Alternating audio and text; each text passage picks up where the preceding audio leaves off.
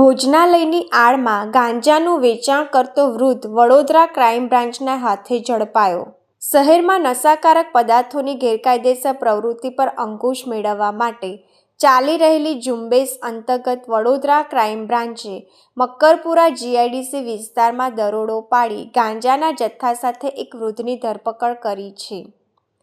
Crime બ્રાન્ચની ટીમે Makarpura GIDC ખાતે આવેલા જાગનાથ ભોજનાલયમાં દરોડો પાડ્યો હતો.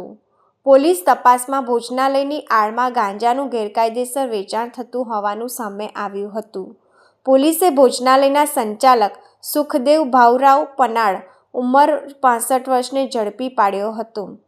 દરોડા દરમિયાન પોલીસે લાકડાના બોક્સ નીચેથી 219.72 ગ્રામ દેશી ગાંજો, જેની અંદાજિત કિંમત ₹10,986 તેમજ ગાંજાના પેકિંગ માટેની પ્લાસ્ટિકની થેલીઓ અને ₹380 રોકડા મળી કુલ ₹11,366નો મુદ્દામાલ કબજે કર્યો હતો.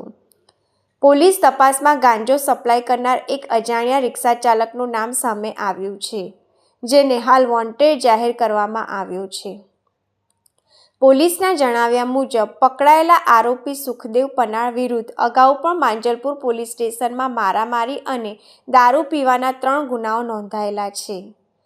આ મામલે ક્રાઇમ બ્રાન્ચે પકડાયેલા આરોપી તેમજ વોન્ટેડ રિક્ષાચાલક વિરુદ્ધ એનડીપીએસ એક્ટ હેઠળ ગુનો નોંધી વધુ તપાસ માટે કેસ માંજલપુર પોલીસને સોંપ્યો છે.